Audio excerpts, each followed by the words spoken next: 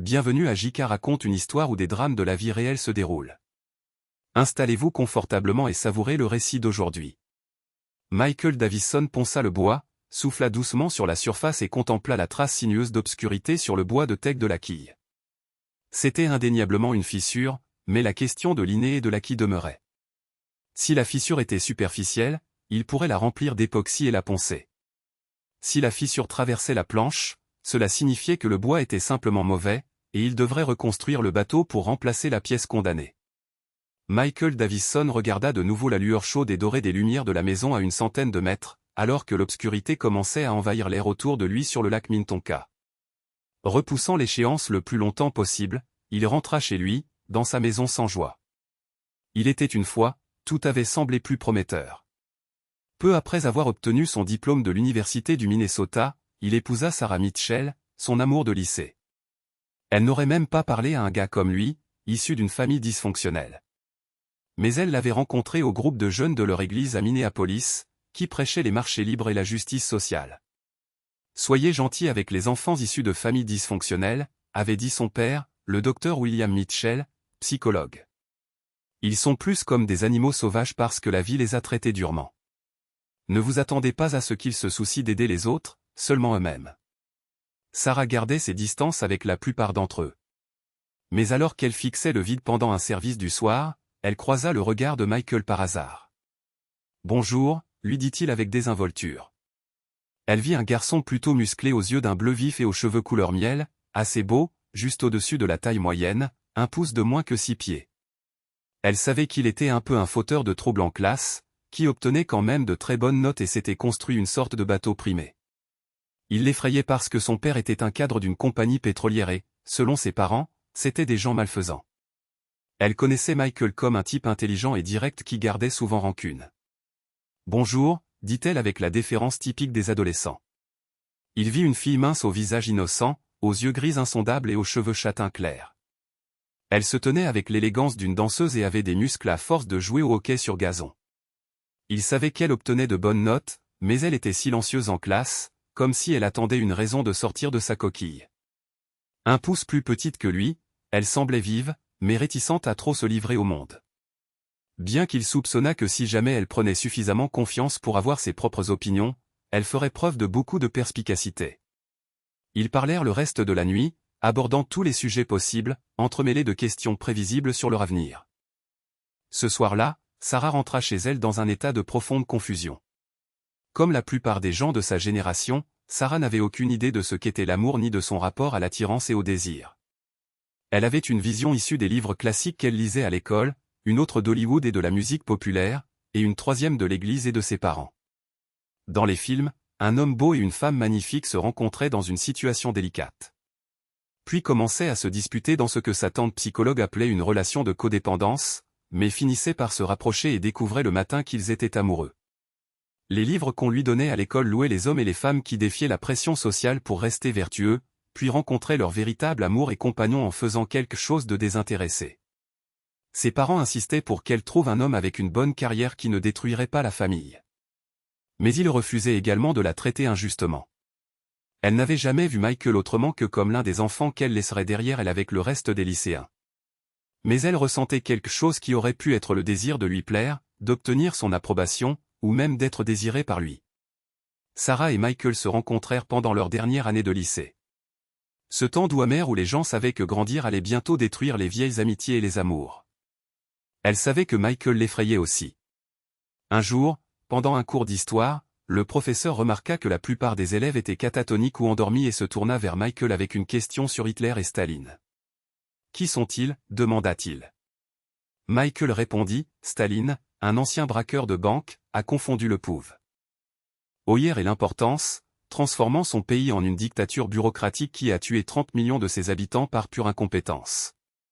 Hitler, un artiste, a confondu sa popularité avec la rectitude morale et a déclenché une guerre qui a dévasté son pays. Un bon dirigeant gouverne pour le bien de son peuple, non pour son propre pouvoir ou son estime de soi. » Le professeur fronça les sourcils et la moitié de la classe se ranima. « Qu'en est-il des crimes de guerre, du génocide et de l'oppression » Michael ricana.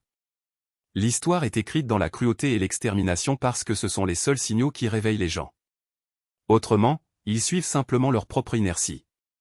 Hitler était comme Robespierre, un véritable croyant qui a fini par exécuter tous ceux qui n'étaient pas d'accord parce qu'il avait besoin de croire que son idéologie était correcte. Staline ressemblait davantage à Gengis Khan, un criminel glorifié ou un seigneur de guerre du tiers-monde qui savait que son idéologie était absurde et a pu ainsi y survivre en sacrifiant largement les autres. Ils sont presque aussi mauvais que nos dirigeants actuels qui nous faisaient la même chose, seulement plus lentement. À cet instant, Sarah réalisa qu'il y avait quelque chose chez Michael qu'elle ne pouvait pas apprivoiser. Elle aimait les hommes domestiqués, comme son père, qui suivaient les règles. Quand sa mère avait des besoins, il les satisfaisait. S'il n'était pas d'accord, il mordait sa lèvre et les remplissait à contre-cœur. Ses deux parents étaient égaux et discutaient de chaque décision ensemble, ce qui faisait passer Michael pour une sorte d'animal sauvage qui agissait purement par instinct. Dans son cœur, elle savait qu'il était impossible de le contrôler, mais elle sentait aussi au fond d'elle qu'il était le seul homme qu'elle pourrait jamais vraiment aimer. « Tu dois sortir avec d'autres garçons, » dit sa mère Patricia. « Tu ne peux pas vivre toute ta vie avec un seul homme. Ce sera toujours une relation inégale où tu auras l'avantage. Il doit savoir qu'il y a des règles absolues qu'il ne peut pas enfreindre. Le mariage est comme un petit groupe social où, à moins de t'octroyer du pouvoir, tu seras forcé de te conformer à ce que les autres veulent. » Ainsi, Sarah se retrouva à s'affirmer et à sortir avec d'autres garçons. Elle ne dépassa jamais l'affection occasionnelle, ce qui la rendit plus populaire, et elle obtint son diplôme de lycée en beauté. Si Michael remarqua que ses compétences sociales s'étaient améliorées, il ne se demanda jamais pourquoi, ou du moins n'en dit jamais rien. Michael obtint une bourse complète pour l'université du Minnesota, la même université locale qu'elle fréquentait. Mais la mère de Sarah décida d'explorer un éventail plus large de partenaires intimes. Personne n'était dupe de son travail tardif ou de ses soirées entre filles. Le mariage s'écroula comme un moineau frappé par une navette spatiale, dispersant Sarah et ses frères dans différents appartements aux deux extrémités de Minneapolis avec des degrés variables de difficulté financière. Elle comprit enfin ce que Michael avait traversé, sauf que, son père étant un cadre d'une grande compagnie pétrolière, il avait plus d'argent que ses parents, le conseiller d'orientation et le professeur d'histoire du lycée réunis. Elle échappa à la pauvreté et au chaos de sa vie grâce à son mariage avec Michael. Il obtint son premier grand poste et les enfants commencèrent à arriver. Tyler quand Michael était encore à son poste de débutant, puis Ethan et Madison après chacune de ses promotions. Bientôt, ils eurent une belle maison à Edina, l'une des meilleures banlieues de Minneapolis. « Es-tu satisfaite ?» demanda Michael à Sarah un soir. « Je crois que oui, » répondit-elle. « Mais je ne suis pas sûr que ce soit la question. » « Es-tu heureuse ?»« Heureuse, dit-elle, je n'y crois pas. » Elle lui lut un passage d'un livre qu'elle lisait, l'un de ses vieux préférés qu'il n'avait jamais aimé. « Tu es un conducteur terrible, dit-elle. Tu dois être plus prudent ou ne pas conduire du tout. »« Je ferai attention. »« Non, pas comme ça. »« Eh bien, d'autres personnes font attention, » répondit-il légèrement. « Et alors ? » « Ils resteront à distance, » insista T.L. « Il faut être deux pour faire un accident. Supposons que tu rencontres quelqu'un d'aussi imprudent que toi. »« J'espère que non, » répondit-elle. « Je déteste les gens imprudents. C'est pourquoi je t'aime bien. »« Chacun de nous est responsable de son propre bonheur, » dit Michael. « C'est une question de responsabilité envers ton vrai moi. Tu dois te rendre bon pour pouvoir t'aimer, et seulement alors tu pourras apprécier ce qu'est vraiment la vie. » Elle le regarda comme si elle le connaissait à peine. « Cela semble sombre. »« Pas du tout. Juste un regard réaliste, » dit Michael en allumant sa pipe. « Ce que tu es, ton travail et la façon dont les autres te voient, ce n'est pas qui tu es. Tu choisis de devenir qui tu es. Même l'amour est un choix. Comme Siddhartha le dirait, les événements extérieurs ne sont ni heureux ni tristes, mais la pensée les rend tels. » Le temps passa et ils oublièrent tous les deux cette conversation qui s'estompa dans l'histoire. Vers la trentaine, Sarah gérait une nichée qui commençait à être suffisamment mature pour se débrouiller seule. Comme les parents l'apprennent, au moment où les enfants atteignent l'adolescence, votre fenêtre d'opportunité pour leur apprendre quoi que ce soit est passée. Ils commencent à entrer dans l'âge adulte, même si ce n'est qu'au premier stade, et prennent leurs propres décisions, en partie basées sur ce qu'ils ont appris de leurs parents, dans la mesure où ils leur font confiance pour les enseigner.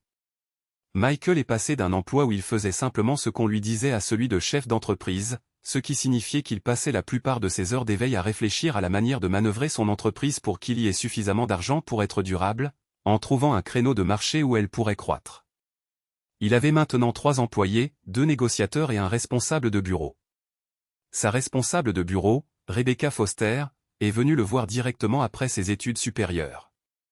Elle avait obtenu un diplôme, mais avait découvert que le marché du travail était plus compétitif qu'elle ne l'avait prévu.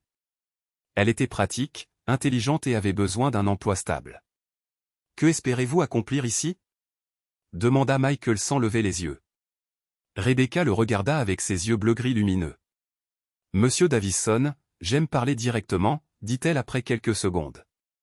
J'ai besoin d'un travail que je ne détesterai pas, qui me paiera suffisamment pour vivre et où je pourrai acquérir des compétences qui me seront utiles plus tard. Je ne me soucie pas de gravir les échelons l'échelle de l'entreprise ou les jeux de pouvoir au bureau. Je veux juste faire du bon travail. » C'est d'une honnêteté rafraîchissante, dit Michael, levant enfin les yeux de ses papiers. La plupart des gens viennent ici avec des histoires élaborées sur leur passion pour notre secteur ou leurs objectifs de carrière à long terme. Vous êtes juste pratique. Pratique et réaliste. Rebecca acquiesça.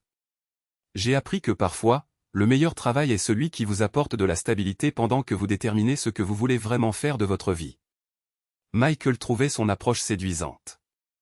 Dans un monde rempli de gens qui semblaient fabriquer de l'enthousiasme pour tout, l'honnêteté directe de Rebecca était comme une bouffée d'air frais. Elle était compétente, fiable et ne créait pas de drame inutile. Des qualités qui devenaient de plus en plus rares, selon son expérience. « Pouvez-vous supporter l'ennui ?» demanda-t-il. Parce qu'une grande partie de ce travail est routinière, classer, planifier, gérer la correspondance. Rien de glamour. L'ennui, c'est bien, répondit Rebecca. Je suis prête pour le prévisible et le stable. Michael la regarda plus attentivement. Elle semblait avoir la fin de la vingtaine, avec une approche pragmatique qu'il appréciait. Bien. Nous valorisons la fiabilité ici. Je comprends. J'ai besoin de bâtir une carrière stable et je pense que l'apprentissage des compétences commerciales est un bon point de départ. Au fil des mois, Michael commença à apprécier la présence constante de Rebecca au bureau. Elle gérait les tâches administratives avec une efficacité discrète, ne se plaignait jamais du travail et avait une capacité étonnante à anticiper ce qui devait être fait avant qu'il ne le demande. Plus important encore, elle semblait comprendre l'équilibre entre compétences professionnelles et limites personnelles, quelque chose que Michael appréciait beaucoup. Rebecca avait une façon d'organiser qui rendait tout plus fluide. Elle classait les dossiers par couleur, créait des systèmes de suivi des communications clients et réussissait à rendre l'espace de bureau exigu plus fonctionnel. Elle était aussi une étonnamment bonne juge des caractères, capable de cerner rapidement et précisément les clients potentiels. « Madame Henderson veut renégocier son contrat à nouveau », disait-elle en lui tendant un dossier. « Mais je pense qu'elle est juste seule et qu'elle veut parler à quelqu'un. Elle n'est pas réellement mécontente de notre service. » Elle avait généralement raison sur ces points. Sarah, quant à elle, avait trouvé sa vocation dans le monde de la publicité.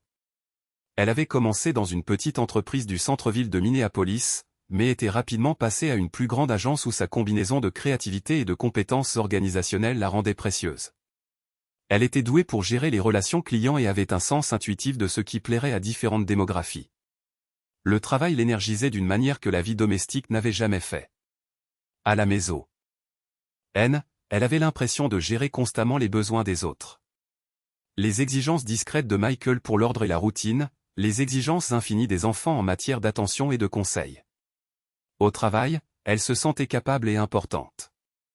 Les gens écoutaient ses idées, valorisaient son apport et la traitaient comme une experte dans son domaine. « Vous devriez voir Sarah en action », disait sa collègue Amanda. Elle lit un client comme un livre. Elle sait exactement ce qu'ils veulent entendre, même quand ils ne le savent pas eux-mêmes. Sarah s'épanouissait dans le défi intellectuel de créer des campagnes qui résonneraient auprès de publics spécifiques. Elle adorait la phase de recherche, plongeant profondément dans la psychologie du consommateur et les tendances du marché. Elle était particulièrement douée pour les campagnes ciblant les femmes, comprenant la relation complexe entre l'aspiration et la réalité qui motivait les décisions d'achat. C'est dans cette plus grande agence qu'elle rencontra Brad Coleman, un directeur de création charismatique qui venait d'arriver à Minneapolis depuis Chicago. Brad avait 10 ans de plus que Sarah, était divorcé et avait ce charme confiant qui faisait que tout le monde dans la pièce prêtait attention lorsqu'il parlait. « Vous avez une perspective intéressante », lui dit-il après sa première présentation à l'équipe. La plupart des gens dans ce métier pensent comprendre les femmes parce qu'ils les voient comme des consommatrices. Vous les comprenez parce que vous en êtes une. Le compliment signifiait plus pour Sarah qu'il n'aurait dû. Elle avait passé des années à se sentir intellectuellement sous-évaluée à la maison où ses idées étaient souvent rejetées ou ignorées. Voici quelqu'un qui non seulement remarquait sa pensée, mais appréciait son caractère unique. Brad avait une façon de faire en sorte que Sarah se sente la personne la plus intéressante de la pièce. Il sollicitait son opinion sur les projets, l'invitait à des réunions stratégiques et commença progressivement à l'inclure dans les discussions après le travail dans des bars branchés du quartier des entrepôts. « Vous êtes gâché à la gestion des comptes », lui dit-il un soir autour d'un cocktail. « Vous devriez être du côté créatif. Vous avez des instincts qui ne s'enseignent pas », ces mots nourrissaient quelque chose d'affamé dans l'âme de Sarah. Un désir de reconnaissance et de réussite qu'elle avait mis de côté pendant des années au profit de ses responsabilités familiales. Michael, malgré toute son intelligence et son succès, ne l'avait jamais fait se sentir spécial de cette manière. Il l'aimait. Elle le savait. Mais c'était un amour tranquille et constant qui la tenait pour acquise. L'attention de Brad était électrique et transformative. L'attraction entre eux s'est développée lentement au début. L'admiration professionnelle a évolué vers une amitié personnelle, qui est progressivement devenue quelque chose de plus intime. Sarah se retrouva impatiente d'aller travailler d'une manière qu'elle n'avait jamais connue auparavant. Pas seulement pour les projets, mais pour l'occasion de passer du temps avec Brad. « Mon mari ne comprend pas vraiment ce que je fais », lui confessa-t-elle un soir alors qu'il travaillait tard sur une campagne particulièrement difficile. « Il pense que la publicité n'est que manipulation. Il n'y voit pas la créativité. » « C'est parce qu'il est dans un monde différent », répondit Brad. « Le conseil, c'est l'efficacité et la résolution de problèmes. Ce que nous faisons, c'est comprendre la nature humaine et raconter des histoires qui touchent les gens. C'est beaucoup plus complexe. » La première fois qu'ils restèrent dehors après minuit, ostensiblement pour discuter d'un client difficile pendant le dîner, Sarah ressentit un frisson de transgression qui l'excitait et la terrifiait à la fois. Elle dit à Michael qu'elle travaillait tard, ce qui était techniquement vrai, bien qu'elle omit les détails cruciaux sur l'endroit et avec qui. « Comment s'est passé le travail ?» demanda Michael quand elle rentra, sans lever les yeux du livre qu'il lisait au lit. « Bien, » dit-elle, et réalisa à quel point il était facile de mentir quand l'autre personne ne faisait pas vraiment attention. Ce soir-là marqua le début d'une double vie qui allait durer près d'une décennie. Sarah devint experte dans la gestion de deux mondes émotionnels distincts. L'épouse et la mère responsable à la maison et la femme excitante et ambitieuse qu'elle devenait lorsqu'elle était avec Brad. L'affaire commença assez innocemment. Regard prolongé à travers les tables de conférence, doigts se frôlant lorsqu'ils attrapaient le même document, conversation qui durait plus longtemps que nécessaire. Brad veillait à ne pas forcer les choses trop vite, comprenant instinctivement que Sarah avait besoin de sentir qu'elle faisait ses propres choix. « Je n'ai jamais fait quelque chose comme ça auparavant. Avant, lui dit-elle la première fois qu'ils s'embrassèrent dans le parking de leur immeuble de bureau après un dîner avec un client. « Je sais, dit-il. C'est ce qui te rend si différente de toutes les autres. » L'aventure était menée avec la planification méticuleuse d'une opération militaire. Chambre d'hôtel dans différentes villes lors de voyages d'affaires, application de messagerie cryptée, cartes de crédit distinctes pour leurs dépenses.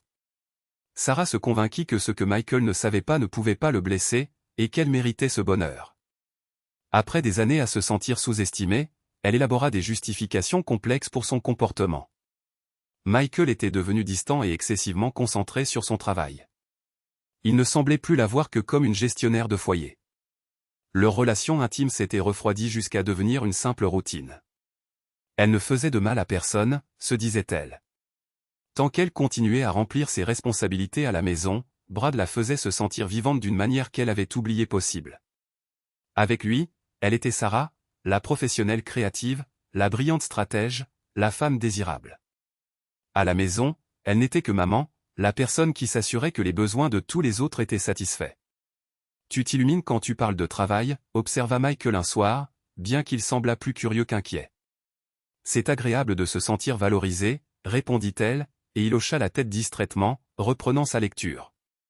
L'ironie ne lui échappa pas. Elle avait une liaison en partie parce qu'elle se sentait ignorée à la maison. Pourtant, l'inattention même de Michael rendait l'affaire possible.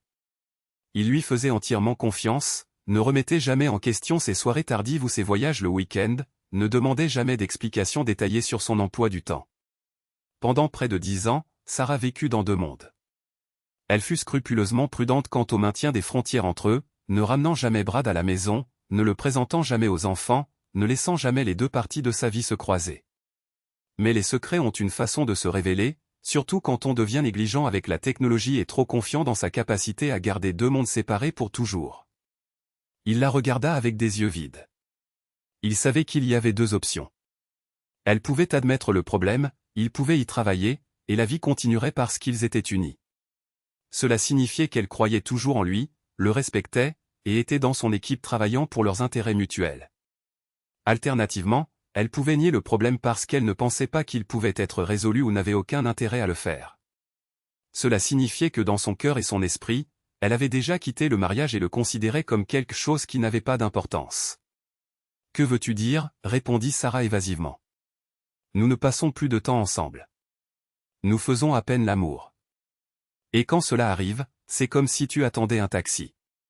Nous parlons rarement. Je ne t'ai pas vu me sourire sans un rappel ni passer du temps avec moi à moins que je ne l'exige. Depuis que tu as commencé ce travail, Michael dit qu'il savait où cela menait. Et à sa surprise, cela ne le mit pas en colère. Cela le rendit malade, mal à l'aise et agité. Il voyait tout ce qu'il désirait lui échapper comme une bougie qui fond et s'écoule dans l'évier. Sarah le regarda droit dans les yeux. Pour lui, c'était une crise. Pour elle, c'était une situation délicate. Qu'elle devait repousser, comme reporter le paiement d'un fournisseur qui exigeait d'être payé à son travail. Dans son esprit, elle reviendrait éventuellement au mariage, qu'elle considérait désormais comme un accord provisoire. Elle avait de plus grandes opportunités et le mariage était son plan de secours au cas où elle aurait fini de profiter de tout ce que la vie avait à offrir. « Je n'ai pas remarqué le problème, dit-elle avec légèreté. Cette nuit-là, ils se sont couchés dans des mondes différents. Ils auraient pu se trouver dans des dimensions isolées sur des planètes lointaines ou être des espèces différentes, tant ce qu'ils avaient en commun était peu de choses désormais. » Michael se demanda où il avait mal agi. Il réalisa alors que Sarah avait toujours eu une âme de croisade, défendant les opprimés contre les puissants. En étant un bon mari et un bon pourvoyeur, il était devenu une entité puissante contre laquelle elle se rebellait et qu'elle vainquait avec plaisir. Il parla à son ami de longue date, le shérif d'Anvil Harris, qui avait conseillé son père lors de son divorce. « Elle danse avec le diable, dit le shérif. Je n'ai jamais été très religieux, à part croire généralement qu'une force bienveillante a créé cet endroit et veille sur nous, puisque nous sommes fondamentalement des idiots suicidaires la plupart du temps. » Il rit. « J'ai toujours pensé que le Dieu de l'Ancien Testament devait avoir une gigantesque bouteille d'Advil en regardant son peuple ne faire que des erreurs sans fin à cause de leur ego. À l'académie de police, on nous a parlé un peu de Jung et Freud, de l'ego et du ça.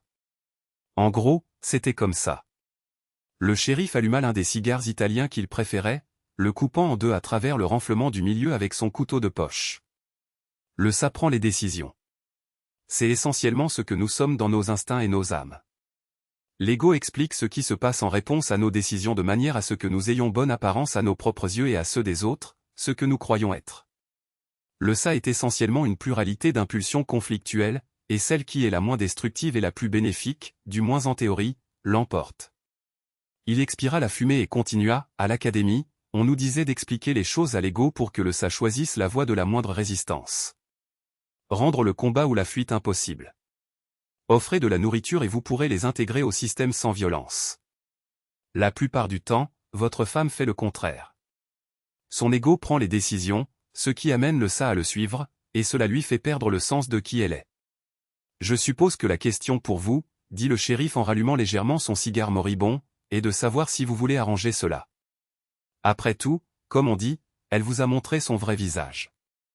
Ce n'est pas juste une imperfection superficielle. C'est quelque chose qui a mal tourné profondément à l'intérieur. La vie n'est qu'un escalier.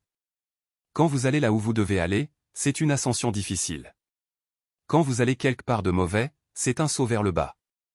Elle s'est retrouvée coincée sur un escalier descendant quelque part et ne trouve pas l'escalier montant. « Penses-tu qu'elle m'a trompé » demanda Michael. « Non, dit le shérif. Pas physiquement, pas encore. Mais dans son esprit, elle est prête. Et maintenant que vous savez cela, vous ne pourrez plus jamais l'apprécier. Votre confiance en elle est détruite. Et il en va de même pour votre respect, suite à son propre abandon de vous. Elle a simplement jeté votre amour, votre confiance, votre affection et votre espoir. C'est certainement vrai. Le shérif dit, quand vous choisissez un autre homme, vous dites au premier qu'il n'est pas assez bien pour vous. Cela mène à deux voies. Soit vous le reprenez mais le méprisez, soit vous le rejetez pour ne pas vous mépriser d'avoir accepté. Une fois qu'ils prennent une décision, d'après mon expérience, ils ne sont peut-être pas tout de suite partis, mais ils sont déjà en route. Oui, dit Michael d'un air sombre. Eh bien, merci, shérif. Je vais trouver quelque chose. La prochaine fois qu'il vit Sarah, un soir où elle ne travaillait pas tard, il suggéra doucement qu'ils passent plus de temps ensemble pour maintenir la santé du mariage. Il essaya ensuite de l'inviter à des cours de danse de salon, mais elle refusa, invoquant sa charge de travail comme excuse.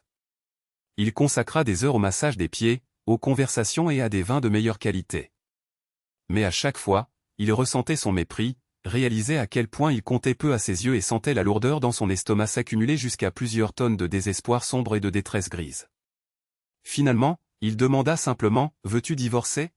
« Quoi ?» dit Sarah. « Pourquoi demandes-tu cela ?»« D'abord, je veux une réponse par oui ou par non, » dit Michael. Sarah retourna à sa lecture. « Non, je ne pense pas. »« Pourquoi ?»« Eh bien, cela n'aurait pas de sens, n'est-ce pas ? Nous avons des enfants. Nous avons une maison. Nous avons tous les deux des carrières où nous bénéficions d'avoir un conjoint. » Et Michael dit lentement, en étirant les syllabes, « Je t'aime, Sarah. » Les yeux désormais fixés sur le sol, elle répondit, « Nous vieillirons ensemble. Nous aurons des petits-enfants. Nous pouvons acheter cette maison au bord du lac dont nous avons toujours parlé et y passer nos années d'or. » Michael la regarda, ses yeux clairs, mais elle ne pouvait pas y voir la tragédie. Quand ils étaient amoureux, elle lui aurait dit qu'il était un grand idiot stupide et l'aurait embrassé. Maintenant, elle le traitait comme l'un de ses subordonnés au travail. Ou peut-être comme un fournisseur inflexible, le réprimandant essentiellement pour le faire taire.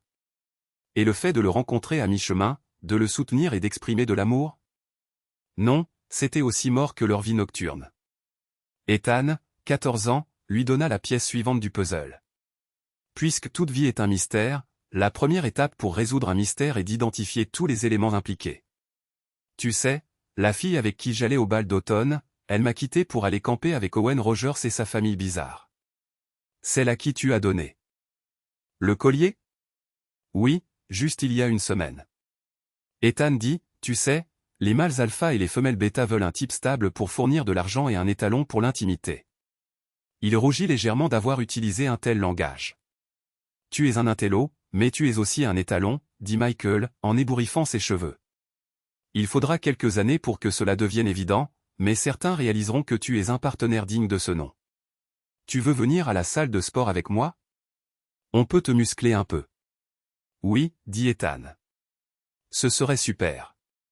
J'ai remarqué que tu as pris du muscle aussi. À des kilomètres de là où une distance honteusement courte, compte tenu des conventions sociales qui interdisaient aux hommes de simplement se présenter au travail de leur femme, Brad eut une conversation similaire avec Sarah. C'est un bon gars, un mari fiable, dit Brad. Mais vous et moi faisons quelque chose d'important ici. Ce sera la première agence de publicité de l'histoire à combiner bonnes actions et gros profits. Nous allons marquer l'histoire. Alors, j'ai besoin que vous soyez pleinement impliqués si vous comprenez de quoi je parle. Sarah leva les yeux, son regard sec. Ils savaient tous les deux de quoi ils parlaient.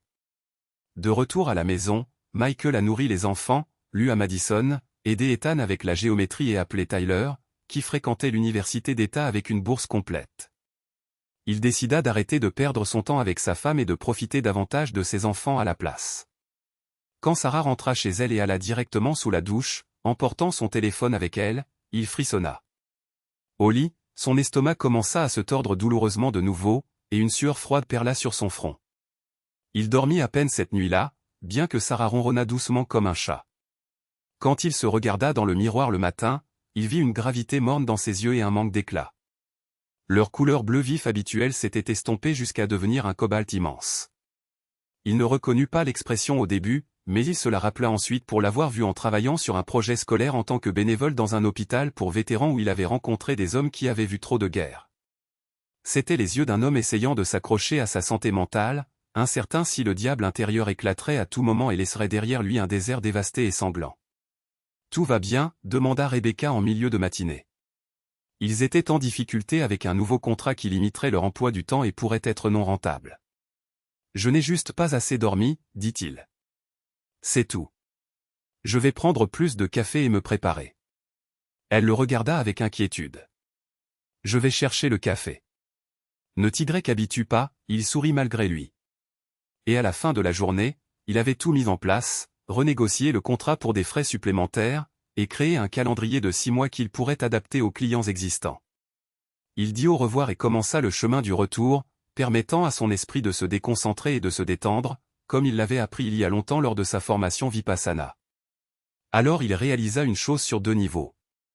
Le mariage était un partenariat amoureux, une famille et une affaire. Il devait aborder son problème de manière professionnelle et utiliser la logique commerciale pour le résoudre. Au cours des derniers jours, il avait fait des recherches sur l'adultère. La plupart d'entre elles, il s'avéra, s'ennuyaient simplement et se sentaient insignifiantes. Cela se produisait généralement au travail, ce qui était un substitut au sentiment de bien-être procuré par la famille. Lorsque l'apitoiement sur soi et la luxure coïncidaient, le désir devenait fort. La plupart des liaisons passaient inaperçues. Bien que, d'après son expérience, cela signifiait généralement que le mariage était un zombie, un être autrefois vivant maintenant mort mais réanimé sans âme. Très peu de liaisons duraient longtemps, bien qu'il ait noté qu'une personne qui trompait une fois était plus susceptible de le faire de nouveau. Il a également trouvé des histoires sur des sites internet concernant de telles tragédies. Il les trouvait incroyables. Il ne pouvait pas imaginer vouloir blesser sa femme ou se sentir en colère. Il ressentait de la douleur à la place.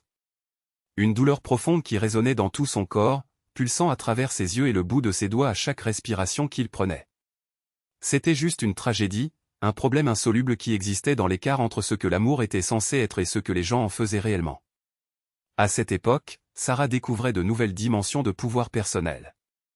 Elle réalisa qu'elle n'était plus comme ces adultes qui, après l'école, choisissaient des activités comme le sport, les groupes de rock, les cours d'art, le ballet, le débat ou les arts martiaux, puis restaient sur leur téléphone ou faisaient leurs devoirs jusqu'à minuit. Elle avait commencé comme assistante administrative. Pendant sa 2e semaine de travail, son patron démissionna et avant que Sarah ne s'en rende compte, elle avait repris le poste. Cela l'obligeait à passer au moins 10 heures par jour au bureau.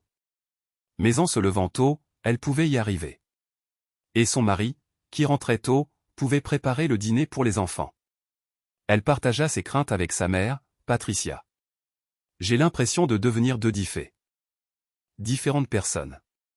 L'une, c'est moi à la maison où il n'y a pas de gloire, juste plus de chaussettes à laver.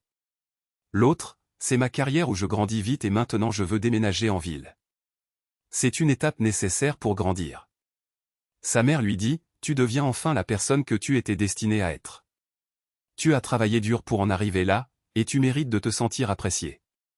Ne laisse personne t'empêcher d'atteindre ton potentiel. Il n'est pas un perdant. Sarah répondit, il est revenu, a obtenu un MBA et un diplôme en droit, et dirige maintenant un cabinet de négociateurs.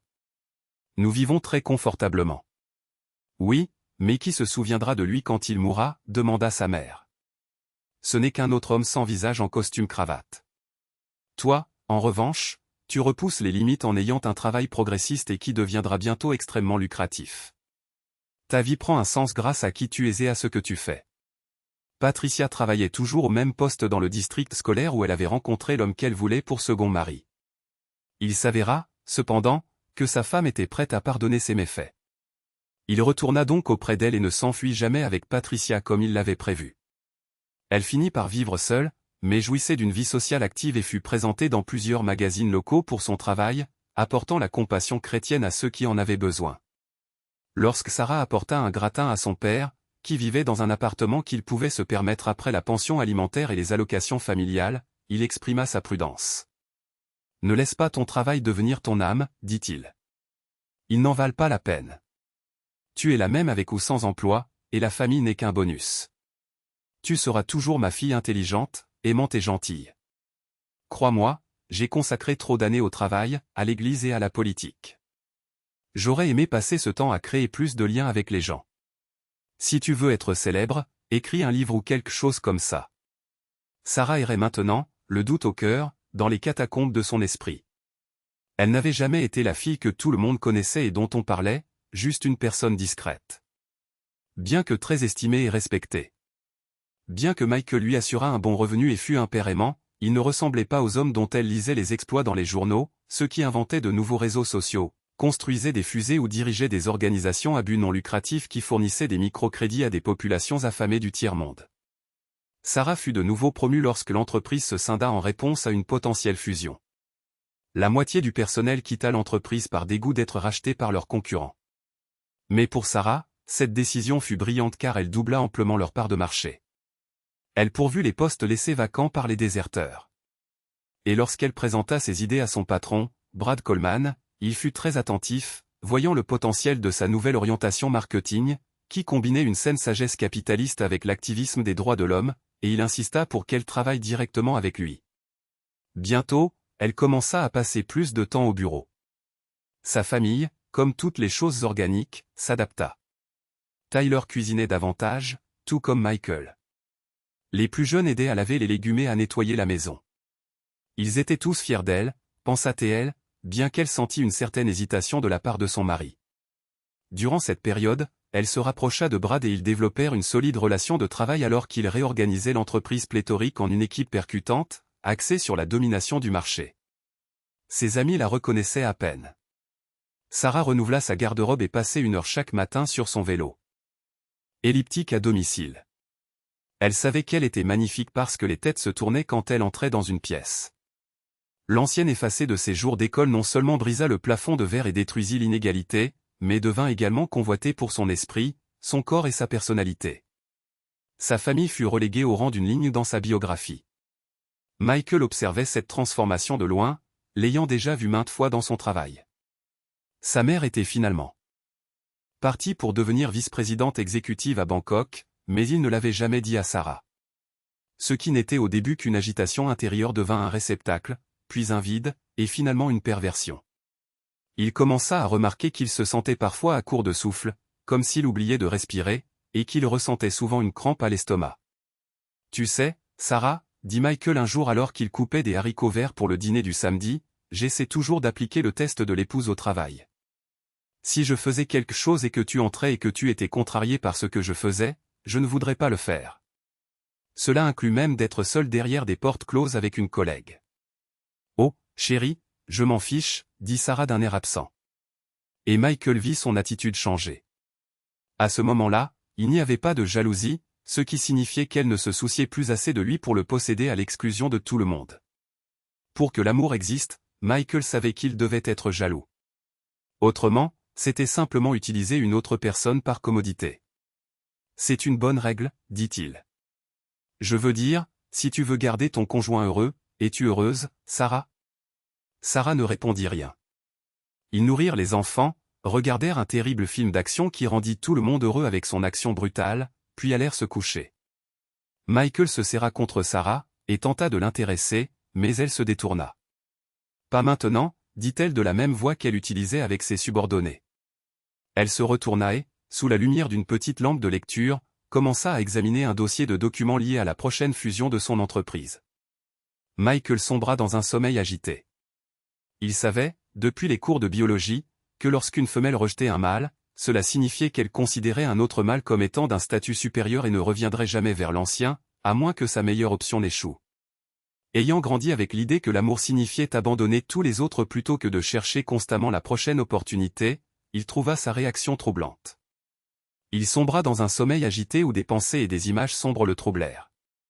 Il était introuvable lorsque Sarah se leva, mais il arriva bientôt en courant dans l'allée. Au cours des semaines suivantes, Michael augmenta ses courses à 5 km par jour, s'entraîna dans leur salle de sport à domicile dans le garage, et renouvela sa vieille garde-robe négligée. Le samedi soir, la babysitter arriva et il emmena Sarah dans son restaurant italien préféré, au cinéma, et dans un nouveau club branché pour des cocktails et de la danse.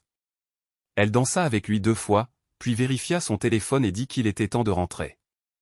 Il craignait quelque chose qu'il avait vu maintes fois auparavant. Les gens confondaient les signaux avec l'action, les cartes avec le territoire, l'apparence avec la réalité, le geste avec le sens, et qui ils étaient avec qui ils étaient vraiment. L'herbe était toujours plus verte, pensa-t-il, parce qu'il connaissait les inconvénients de sa situation actuelle, mais ne voyait que les avantages d'un changement. Sur de nouvelles herbes, les choses commençaient bien selon son expérience, mais se terminaient ensuite de manière désastreuse. Il redoubla d'efforts. Il se rendit à son travail avec des fleurs et remarqua comment sa secrétaire leva les yeux au ciel. Il se demanda ce qu'on lui avait dit à son sujet. Il l'appela 2 fois par jour sans exception et répéta ses manœuvres du samedi soir. Il perdit 2,2 kg, 5 livres, alors il augmenta ses entraînements et vit bientôt une meilleure définition musculaire. Dans une tentative désespérée, il lui acheta un collier qu'elle avait remarqué dans la vitrine d'une des bijouteries. Il sentait l'erreur approcher comme une tempête lointaine, mais était impuissant à l'arrêter. Dans chaque cas, elle exprima sa gratitude, resta le minimum de temps nécessaire pour être poli, puis s'excusa pour faire du travail en prévision du lendemain. « Tu as été assez distante ces derniers temps, dit-il un soir. Que puis-je faire pour maintenir notre mariage à flot ? » La conversation qui suivit fut un test final, et Michael le savait. Sarah aurait pu choisir de travailler avec lui pour reconnaître les problèmes et se battre pour leur mariage. Au lieu de cela, elle lui donna des réponses bureaucratiques qui le traitèrent comme un problème commercial à gérer plutôt qu'un mari à aimer. C'est alors que Michael sut que la femme qu'il avait épousée n'existait plus. À sa place se trouvait quelqu'un qui le voyait comme un obstacle à ses ambitions plutôt qu'un partenaire de vie. C'est aussi à cette époque que les symptômes physiques commencèrent sérieusement. La première fois, Sarah rentra tard avec ce que Michael sentit être un mensonge sur l'endroit où elle avait été. Son corps se rebella contre la tromperie d'une manière que son esprit ne pouvait pas encore traiter. « Je me sens mal le soir, dit-elle, allant dans une autre pièce et laissant ce qu'elle nettoyait dans la cuisine. À ce moment-là, tout commença. Michael se pencha en avant. Le monde s'écroula autour de lui et il vomit sur une petite zone de béton où se tenait la poubelle. Il vomit 1 fois, 2 fois, 3 fois, déversant un mélange de nourriture à moitié digérée, de soda qu'il avait imprudemment bu au travail, et d'acide gastrique si acide qu'il pouvait l'entendre siffler et crépiter alors qu'il se répandait sur le béton. L'estomac vide, il s'essuya la bouche, puis prit le tuyau d'arrosage et pulvérisa le béton, ramassant le bois pourri, qui sentait maintenant faiblement l'acide phosphorique et chlorhydrique. Il le jeta dans la poubelle, puis referma faiblement le couvercle. Jusqu'à ce moment, il avait eu des soupçons. Maintenant, il le savait au fond de lui, mais n'avait aucune preuve. Il n'était même pas sûr de vouloir des preuves ou que cela importait. Mais la part de lui qui était rigide sur le fair-play insista pour qu'il découvre la vérité. Il médita ses pensées en montant les escaliers. Cependant, dès qu'il entra dans la chambre, il courut aux toilettes, expulsant encore plus du contenu de son tube digestif. Le vomissement le tordit tellement que des larmes coulaient de ses yeux tandis qu'il tombait au sol. Étrangement, il ne se sentait pas malade. Il vomit simplement avec une grande force, projetant le liquide nauséabond dans les toilettes. Il ne se sentait pas mal, mais plutôt irréel, instable. Son état se rapprochait du mal de mer, du mal des transports ou d'un chagrin d'amour. Marmonnant quelque chose sur le fait qu'il se sentait mal, il prit un oreiller et alla sur le canapé. Bientôt, il dormait profondément. La journée se déroula étonnamment bien. Il accomplit beaucoup pour un homme qui craignait que sa vie ne soit déchirée. Il but de l'eau supplémentaire toute la journée, fit du bon travail, sourit chaque fois que l'un de ses 3 collègues passait, et rentra tôt pour préparer le dîner des enfants. Ils passèrent un excellent moment jusqu'à ce que Sarah rentre à la maison, moment auquel Michael se précipita dans la salle de bain, les yeux larmoyants et la bave aux lèvres. S'échappant des commissures de ses lèvres. Il vomissait comme un homme au bord du suicide, son corps secoué de spasmes, ce qui provoquait des taches lumineuses dans sa vision et des vertiges. Cette fois, la chambre d'amis n'offrait aucun refuge. Alors il a ramassé quelques couvertures et a pris la clé de la cabane à bateaux. Une simple construction conçue pour le rangement des bateaux, avec des doubles portes, sa propre climatisation et un réfrigérateur pour les fêtes en bateau qu'il avait un jour espéré organiser. Il s'endormit sur le vieux canapé hérité de sa grand-mère, enveloppé 2 fois dans des couvertures, tremblant non pas de froid, mais de l'horreur glaciale qui venait de l'intérieur. Le lendemain matin, il attendit qu'elle parte travailler, puis emmena les enfants à l'école et arriva à son bureau. Il dit à Rebecca qu'il travaillerait à distance, saisit quelques dossiers et un ordinateur portable, et se tourna pour partir. « Vous souvenez-vous de vos règles sur le fair-play, monsieur Davison, dit Rebecca. Et comment vous êtes censé faire ce qui est juste pour les gens, même s'ils ne le comprennent pas ?» Elle lui tendit les clés de sa voiture. « J'ai entendu quelque chose, monsieur Davison, dit-elle. J'espère que ce n'est pas vrai.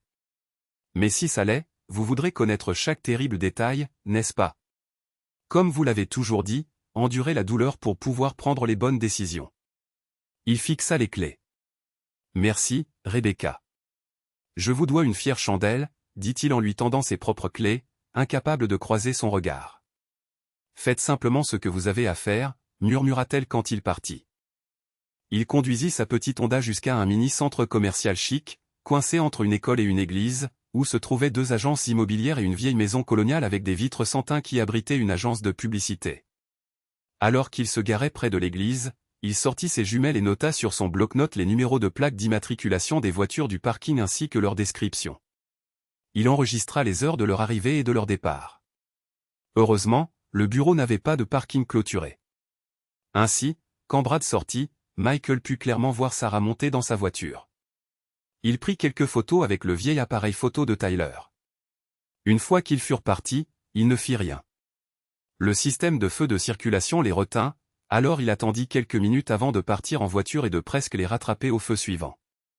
Restant à une douzaine de voitures de distance, il utilisa ses jumelles d'un œil pour savoir quand ils tournaient. Il avança d'un pâté de maison, ourna dans une ruelle et les vit au loin. En les rattrapant, il connaissait suffisamment cette partie de la ville pour deviner où ils allaient. Vers l'ancien Bayou Ridge, à l'orée des bois. C'est là que j'irais si je voulais vivre une romance triste, pensa-t-il. Finalement, la petite Honda entra dans le parking et il obtint les clichés qu'il voulait. Les deux s'embrassant dans la voiture, entrant dans une chambre d'hôtel et en ressortant 1 heure plus tard. Il les laissa partir, puis retourna paresseusement au bureau. Il venait juste d'entrer quand il vit Sarah lever la tête et regarder autour d'elle comme si elle sentait quelque chose, mais elle franchit ensuite la porte.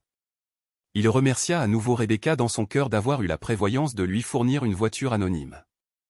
Après avoir couché les enfants, Michael commença son rituel nocturne dans la cabane à bateau. S'il restait trop longtemps dans la maison principale, il commençait à avoir la nausée et sa bouche et ses yeux se remplissaient de salive. Une fois dans le calme de la cabane à bateau, avec les vagues déferlant sur la petite plage à 20 pieds de là, il pouvait dormir profondément sur l'énorme et sale canapé que sa grand-mère avait acheté des décennies auparavant. Il lui semblait qu'elle veillait toujours sur lui, espérant que tout s'arrangerait. On se demande ce que Sarah pensait de tout cela. Son mari vomissait violemment en sa présence, ne passait pas de temps avec elle le week-end et semblait exister dans un univers parallèle. Il n'avait pas eu de relation intime significative depuis des mois, mais après que ses réactions physiques aient commencé, cela s'était complètement arrêté. Il fallut plusieurs mois à Michael pour digérer ce qui s'était passé et commencer à y faire face. L'un des liens mis en favori sur son ordinateur décrivait comment, en gros, humilier ou faire honte à son homme, détruire sa confiance, le forcer à connaître et accepter la trahison, puis cesser toute affection tout en lui donnant des ordres sur les questions quotidiennes. Il finirait par céder avec le temps, promettait l'article. L'article lui laissa un goût amer. Il avait été écrit par quelqu'un avec un ton jubilatoire, affirmant que les hommes avaient tué, asservi et contrôlé les femmes pendant des siècles. Il était temps de riposter, apparemment en détruisant les bons. L'auteur se délectait de la manipulation et de l'humiliation. À ce moment-là, Michael réalisa à quel point son mariage était vraiment mort parce que personne qu'il aimait ne le traiterait ainsi. C'était de l'abus et sa femme était l'abuseuse. Il se rappela un conseiller scolaire avertissant les garçons au sujet des hommes qui voulaient être leurs amis. Quiconque fait quelque chose qui n'est pas dans votre intérêt, mais qui sert le sien, n'est pas un ami. C'est un prédateur ou un parasite, ou du moins quelqu'un qui veut vous utiliser. Et ce n'est pas de l'amour. Ce n'est jamais de l'amour. Éloignez-vous de cette personne aussi vite que possible. Une histoire rarement racontée en matière d'adultère, qu'il soit intime ou simplement un manquement au respect du conjoint qui constitue le lien émotionnel et moral absolu qui fait fonctionner un mariage, concerne les enfants. Comment cela les affecte-t-il? Faisons un instantané. Ethan et Madison appelèrent Tyler à l'université pour lui raconter ce qui s'était passé. Papa vit dans la cabane à bateau, dit Ethan, irrité par le son mince et cassé de sa voix. Maman passe tout son temps au travail, y compris les nuits, surtout les nuits, et elle part souvent en voyage d'affaires. Tyler, j'étais inquiet à ce sujet. Il dit, maman a toujours eu des problèmes d'estime de soi parce qu'elle s'est précipitée pour se marier et a raté ce que ses amis faisaient. Traîner à l'université, comme dans Astérisque 4 filles et un Jean Astérisque, avoir beaucoup de petits amis, voyager dans de petites villas en Italie, comme dans Astérisque sous le soleil de Toscane vivre des aventures comme dans mange, prie, aime Elle agit comme si elle vivait dans la servante écarlate ou un game Je pense qu'elle craint de ne pas recevoir assez d'attention dans sa vie. Elle n'est pas là pour nous. Madison dit, nous devons la chercher pour lui parler, et elle n'est jamais à la maison. Toutes les mamans de mes amis sont à la maison le soir et le week-end, mais elle n'est juste pas là. Ethan renchérit. C'est comme si elle nous avait abandonnés. Tyler y réfléchit. Que dit papa? Il dit toujours qu'il ne nous quittera jamais, répondit Ethan. Il est toujours là quand nous allons nous coucher. Il va à la cabane à bateau et y dort. Faites confiance à ma famille pour être totalement bizarre, dit Tyler en riant. Bon, ils ont des problèmes, mais vous avez un papa. Ce n'est pas très différent de ce qui est arrivé à Davis et Shell quand leur mère est partie avec un coach sportif, ou quand la mère de Christina s'est enfuie pour vivre avec son patron, ou même chez J. Hack, où son père a trouvé une nouvelle petite amie et sa mère vit dans un appartement près du centre commercial. Que devrions-nous faire? Demanda Madison.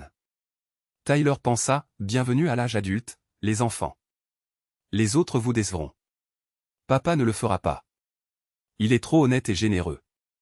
Maman pourrait revenir de sa petite aventure, mais ce sera probablement comme quand la mère de Roger est partie avec le pasteur puis est revenue. Tout ne sera plus pareil. Ou comme les parents de Cara qui ont ouvert leur relation et ne sont maintenant que des colocataires. Ou vous savez comment notre voisine a commencé à fréquenter son thérapeute et quand elle est revenue, elle et son mari n'étaient que des colocataires sans amour. Dès que vous pourrez partir d'ici, allez à l'université ou rejoignez l'armée de l'air ou quelque chose comme ça. Qu'est-ce qu'une relation libre? Demanda Madison. Je te dirai plus tard, répondit rapidement Ethan. Plus tard quand tu auras 18 ans, pensa TL. Merci, Tyler. Ethan dit, nous pouvons nous en occuper seuls. Cela sonnait plus mature qu'il ne se sentait. Sur le canal, Michael lança enfin le bateau. Il avait remplacé la quille et de nombreuses planches, mais le vieux voilier était brillant et présentait un magnifique grain de bois. Il avait redessiné et reconstruit la cabine, remplacé un moteur défectueux qu'il soupçonnait d'être simplement mort de fatigue du métal et se dirigea le long du canal pour prendre le vent sur le lac Minnetonka. Le bateau ne mesurait que 16 pieds de long, mais il retrouva la joie qu'il avait ressentie en naviguant avec son grand-père et plus tard avec son père. Il constata que les vieilles compétences revenaient rapidement. La sensation du vent, la façon dont le bateau réagissait aux ajustements subtils de la voile et du gouvernail, la qualité méditative d'être seul sur l'eau avec rien d'autre que le son des vagues et du vent. Il se rappela un vieux mythe. Le navire à bord duquel Thésée et la jeunesse d'Athènes revinrent de Crète, qui comptait 30 rames et fut conservé par les Athéniens jusqu'à l'époque de Démétrio de Phalère. Les vieilles planches étant remplacées par des neuves et plus solides. À tel point que ce navire devint un exemple constant parmi les philosophes pour la question logique des choses qui évoluent. Une partie soutenait que le navire restait le même, tandis que l'autre affirmait que ce n'était plus le même navire. Plutarque nota que Thésée avait remplacé plusieurs planches au cours de sa vie, mais le bateau était maintenant plus étanche que jamais. Michael n'allait pas sombrer à cause des décisions de quelqu'un qui, manifestement, ne se souciait plus de lui. Bien que le vieux bateau soit techniquement le même bateau qu'il avait construit au lycée, chaque morceau de bois avait été remplacé au fil des ans en raison de la pourriture, des dommages ou de l'usure simple. Était-ce le même bateau? Cela avait-il de l'importance? Comme le navire de Thésée, son mariage avait été remplacé pièce par pièce jusqu'à ce qu'il ne reste rien de l'original. L'amour, la confiance, le respect et le partenariat qui avaient autrefois défini leur relation avaient été systématiquement remplacés par des mensonges, du mépris, de la manipulation et de la trahison. On pouvait encore l'appeler un mariage, mais ce n'était plus la même chose. Sarah rentra chez elle après une autre dure journée de travail. Malgré ce que Brad lui avait dit des années auparavant, la charge de travail n'avait pas diminué, et son cabinet n'avait pas progressé au-delà de ce qu'il était. La presse les bombardait d'articles sur leur travail caritatif dans le tiers-monde, mais l'argent n'arrivait pas aussi vite qu'elle l'espérait. Sa tête commençait à lui faire mal, mais elle voulait un verre. À sa surprise, elle vit Michael assis à la table de la cuisine. « Michael, dit-elle. »« Des pilules, répondit-il. Le médecin a trouvé quelque chose qui interrompt le réflexe nauséeux. Je suis allé faire des médecins pendant des années et ils étaient perplexes. L'un d'eux a finalement demandé si je vomissais la nuit et j'ai dit non. Il a découvert que si ça n'arrivait pas pendant le sommeil, c'était dans la tête, pas dans l'estomac. Ils ont fait une IRM et c'était terrible, mais il n'y avait pas de tumeur. C'est juste psychologique. Cette pilule arrête les vomissements pendant quelques heures, donc nous pouvons parler. Alors, elle a dit, de quoi parlons-nous aujourd'hui? Rien de spécial, dit Michael doucement. Les enfants sont partis, il est donc temps de penser à l'avenir. Nous prenons tous les deux de l'âge. Il est temps de protéger nos biens. Les documents devant elle concernaient la création d'une fiducie d'entreprise à leur nom qui gérerait leurs biens et les protégerait de toute responsabilité légale, surtout si l'on considère que votre cabinet frôle les limites légales et que les rumeurs se font de plus en plus insistantes. Crois-moi, nous avons. N.S. besoin d'isolement. Fais-le examiner par ton avocat et renvoie une copie signée si possible. Elle a regardé les documents, les parcourant rapidement. C'était bien une fiducie légale enregistrée dans leur état, avec leur avocat comme l'un des fiduciaires. Merci de demander comment je vais, dit Michael. Je vis toujours dans le hangar à bateau et je m'amuse beaucoup. Tu ne reconnaîtrais pas l'endroit avec toutes les rénovations que j'y ai faites. Il a même sa propre boîte aux lettres. Il attendit de voir si elle en comprendrait le sens. Je ne sais pas si j'en ai besoin, dit-elle en regardant les documents. Nous allons bien comme nous sommes. Si je signe, je devrais commencer à retirer mes revenus des finances familiales et les placer dans une fiducie, ce qui te laissera uniquement ton salaire. N'oublie pas que cela inclut nos régimes de retraite, donc ça les protège tous les deux. Cela versera également des revenus de la fiducie aux enfants. Probablement pas assez pour vivre, mais assez pour nous donner un petit coup de pouce dans la vie après notre mort. D'accord. Je vais montrer ça à mon avocat, dit Sarah. Merci, répondit Michael. Sur ce, il partit et retourna à son travail de bureau habituel et détendu. Rebecca attendit 6 mois avant d'agir. Michael venait de finaliser le compte définitif de l'un de leurs plus anciens clients, et quand il se retourna, elle se tenait dans l'embrasure de la porte, illuminée par le soleil du début d'après-midi qui entrait par la fenêtre. Elle avait l'air nerveuse, ses doigts tremblant légèrement sur le dossier. « Michael, dit-elle, que puis-je faire pour vous ? » « Je suis contente que vous soyez de retour, dit-elle. Aucun d'eux n'avait besoin d'explication. Au cours des derniers mois, il semblait qu'ils se connaissaient comme de vieux camarades. Elle pouvait prédire ses pensées, et il connaissait son vocabulaire, les mots qu'elle aimait utiliser, ce que leur usage impliquait et comment il reflétait sa confiance en toute action donnée. Elle semblait faire de même pour lui. Si seulement il l'avait rencontré en premier, pensa-t-il. Mais c'était impossible. Et il ne reverrait jamais ses enfants. Non, ce n'était qu'un rêve. Un rêve impossible. Oui, ce qui est fait, dit-il. En fait, je viens de m'en remettre. Les gens sur Internet disaient que j'aurais de la rage, mais j'ai eu de la tristesse. Ils me disaient que je boirais beaucoup de mauvais whisky, mais je trouve toujours que cette chose a le goût de sirop pour la toux. Les gens disaient que tu ne t'en remettrais jamais, mais si j'ai une quelconque vengeance, c'est ça. J'ai surmonté ça. Tout ce que je fais maintenant, c'est pour le bien des enfants. Alors, et toi, demanda Rebecca, haussant un sourcil. Elle était très heureuse que son ancien patron soit de retour. Un vieux film d'horreur, dit-il, puis il gloussa devant son expression choquée. Les films, Rebecca. J'aime les vieux films d'horreur des années 1960 jusqu'au milieu des années 90 parce qu'après c'était comme le projet Blair Witch ou Monsieur Night Shyamalan. Sarah les détestait et disait qu'ils lui faisaient peur comme quand ses parents se battaient quand elle était enfant. Alors j'ai juste arrêté de les regarder. Maintenant, je me rattrape. Il lui parla du hangar à bateau, de la télévision grand écran avec son surround et d'autres détails qu'il mettait en œuvre en modelant sa vie après Sarah. Mais pourquoi es-tu venu me voir ? Rebecca rougit. Je cherche de nouvelles affaires, dit-elle. C'est compliqué. Le client potentiel avait autrefois fusionné avec un autre cabinet, mais maintenant que la fusion s'est partiellement effondrée, il pourrait être ouvert à de nouvelles affaires. Cependant, leur ancien partenaire commercial voulait ce segment de leur entreprise. Alors, je me demande s'il est possible d'offrir mon propre nom, bien que techniquement les deux entreprises soient toujours liées. Michael la regarda avec une perplexité masculine typique. Il pensait qu'il percevait le monde littéralement, comme si tout était un mammouth à chasser, ou un tigre à dents de sabre menaçant la tribu dans une grotte. Seuls les hommes pouvaient inventer le feu, réalisa-t-elle. Mais ensuite, il brûlerait tout dans une joie enfantine et ne ferait ensuite que discuter des différentes façons d'utiliser la flamme. Si le client est d'accord, dit-il lentement, et que la fusion est vraiment morte, j'y irai. Mais quand il leva les yeux, elle n'était plus là. Après le travail, de retour au hangar à bateau, il coupa un arbre et réfléchit à la conversation. Que voulait-elle dire? Peu à peu, la lumière se fit en lui. Il sentit une nouvelle sensation dans son estomac. Un mélange d'excitation et d'anxiété. Le pensait-elle vraiment? Mais si c'était le cas, il se leva soudainement, puis se rassit et repassa tout dans son esprit. 30 minutes plus tard, il dressa la table pour le dîner de ses enfants et attrapa ses clés de voiture. Il se tourna vers les enfants avec un visage coupable. « Vas-y, dit Ethan. Peu importe ce que tu as fait, tu n'as pas eu l'air vivant depuis je ne sais combien de semaines. » Puis il fondit en larmes.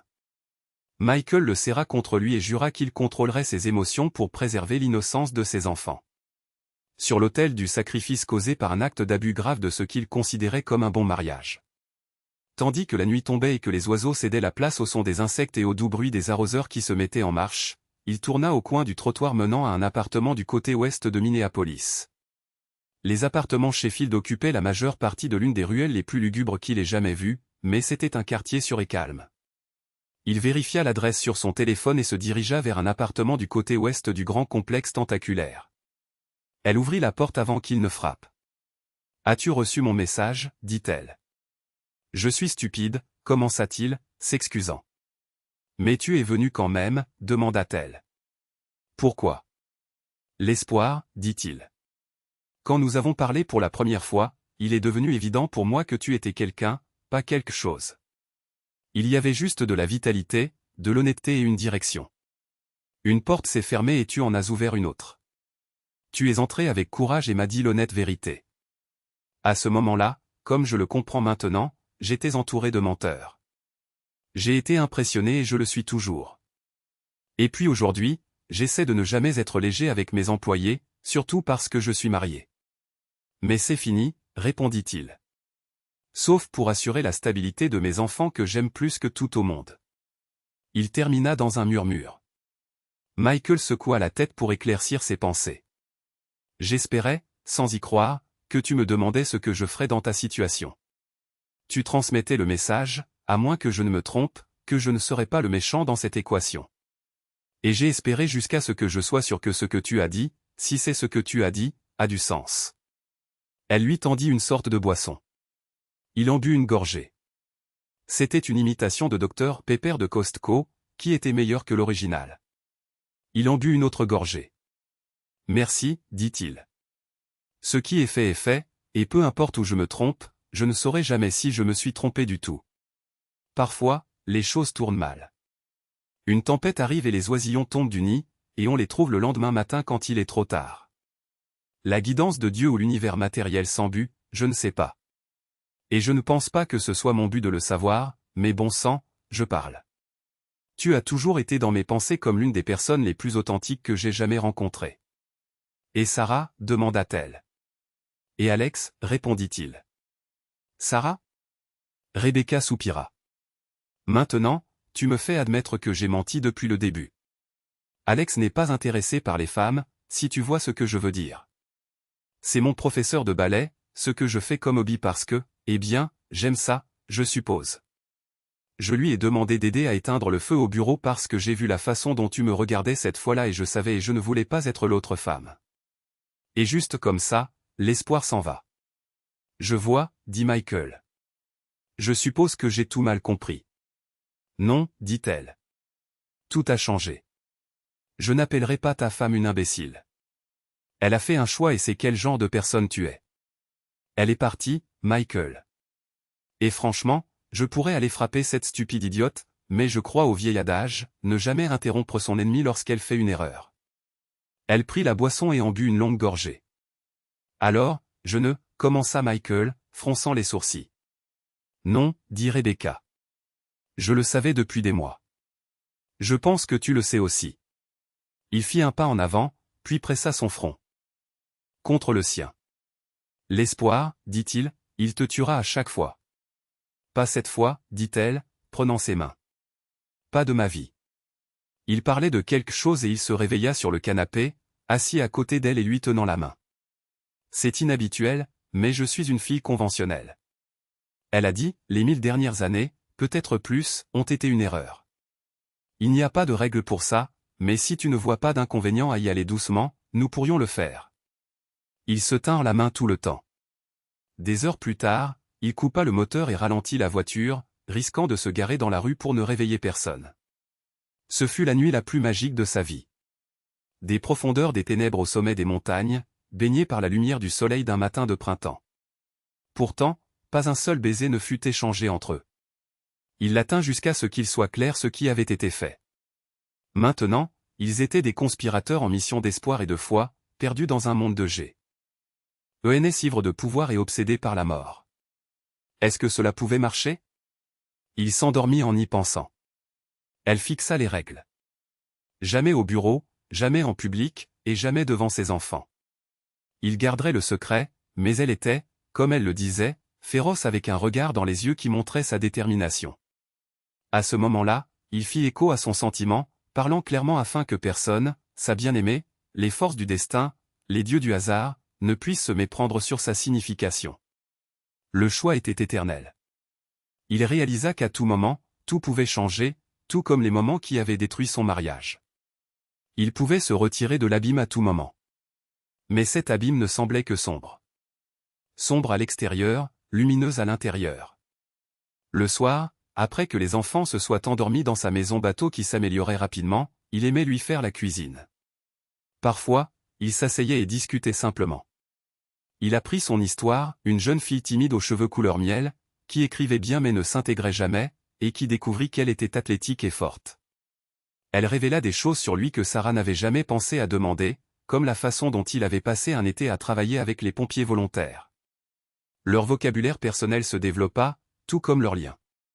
Un soir, assis sur le canapé, les mains jointes, ils surent tous les deux que le moment était venu. Il n'y eut pas de mots. Finalement, il trouva le courage d'avouer ses sentiments. « Je t'aime, Rebecca, dit-il. » Elle éclata en sanglots et s'enfuit de la maison bateau. Il courut après elle, mais elle leva la main, signalant qu'elle avait besoin de temps, puis elle s'éloigna en voiture. Perdu, Michael retourna à la maison bateau. Comment pouvait-il la blesser avec quelque chose qu'il croyait positif? Elle était absente du travail, pas froide ou distante, juste absente. Il partageait son temps entre le travail et des regards furtifs dans sa direction. Les questions remplissaient son esprit, et il essayait de garder le contrôle. Parfois, les gentils ne gagnent pas, se souvint-il que son père disait.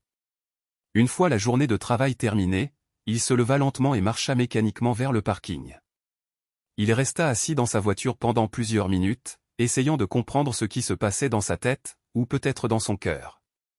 Il rentra chez lui pour nourrir les enfants, feignant d'écouter leurs récits sur les leçons de mathématiques du football, le garçon qui tirait les tresses dans le diorama de la bataille d'Hastings. Quand ils s'endormirent, il se rendit habituellement discrètement à la maison bateau. Elle sortit de l'ombre du mur, dans la lumière. « Je ne peux pas faire ça, dit-elle. C'est comme avoir une vie secrète que personne d'autre ne peut voir. Je ne pourrai jamais être qui je veux être, ta femme est la mère de tes enfants, et personne ne verra qui je suis à l'intérieur ni pourquoi ce choix est important pour moi. » Il l'enlaça doucement tandis qu'elle pleurait. Le lendemain, le travail fut la même torture qu'avant. Quand Rebecca revint du déjeuner, elle trouva un pot de fleurs sur son bureau, une fleur violette sortant des feuilles déchirées et brûlées par le soleil. La plupart des femmes auraient probablement pensé que c'était une erreur et auraient jeté la pauvre plante à la poubelle. Mais Rebecca connaissait le langage de son nouvel amant. Au lieu de cela, elle se rendit dans un coin du bureau et, devant ses collègues, elle replanta la fleur, éparpillant de la terre sur la table. Puis elle coupa les parties séchées et arrosa celles qui restaient. Elle la plaça à la lumière, nettoya, et retourna à son travail. Alors que Michael marchait vers le parking le soir, s'embumait lentement, sachant que ses enfants l'attendaient à la maison, il sentit sa présence avant de la voir. « Si tu veux partir, je comprends, » dit-il, surpris de voir à quel point cela ressemblait plus à un grognement qu'au ton doux qu'il avait voulu. Elle sortit de derrière la colonne. « Cela ne rentre pas dans ma tête, dit-elle. Mais dans mon cœur, oui, je t'aime, Michael Davison. Mais à l'intérieur, je suis toute déchirée. » Il la serra dans ses bras, sachant que les mots ne pouvaient parfois transmettre que des malentendus. Il était désolé, il comprenait. Il avait peur pour elle et il se sentait anéanti. Le lendemain, il s'arrêta à son bureau 1 heure avant le déjeuner. Sans un mot, elle le suivit et ils montèrent en voiture. Il conduisit prudemment vers une église plutôt délabrée à l'autre bout de la ville. Un homme affable aux cheveux gris, vêtu d'une soutane, sortit d'une porte ornée de vitraux. « C'est donc elle » dit-il en ouvrant les bras. « Elle est tout ce que j'aurais pu rêver. »« Comment allez-vous, ma chère ?» Michael s'assit dans le sanctuaire, regardant l'espace derrière l'autel où des générations avaient adoré. Le père Muller lui versa du thé d'âne. Est-ce son bureau, parlant doucement tout le temps de Michael, de son divorce d'il y a longtemps, d'une famille si brisée qu'il avait réservé 2 parcelles au cimetière. Puis il parla de l'homme que ce jeune homme était devenu, se battant à chaque étape, cachant tout à tout le monde, mais acceptant la douleur et en tirant de la force. « Je ne sais pas quoi faire, dit Rebecca. Mon cœur penche d'un côté, et toutes mes connaissances pratiques me disent que c'est impossible. » Le père Muller hocha lentement la tête. « Si vous étiez sur une île déserte, à des milliers de kilomètres de toutes les personnes que vous connaissez, sans espoir de salut, seriez-vous avec lui ? » Bien sûr, dit Rebecca. Alors dites-moi, dit-il, qu'est-ce que le mariage, selon vous ? Rebecca hésita. C'est beaucoup de choses. C'est un lien pour la vie. C'est une promesse. C'est un contrat légal, je suppose, ainsi qu'un contrat avec Dieu. Il gloussa. J'ai été prêtre pendant 20 ans, et j'ai appris que la vie suit rarement le manuel. Je passe du temps à étudier la théologie et la philosophie parce que je crois que nous devons comprendre le sens plus profond de nos choix. Je ne pense pas que nous montrions notre foi en Dieu simplement en suivant les règles aveuglément.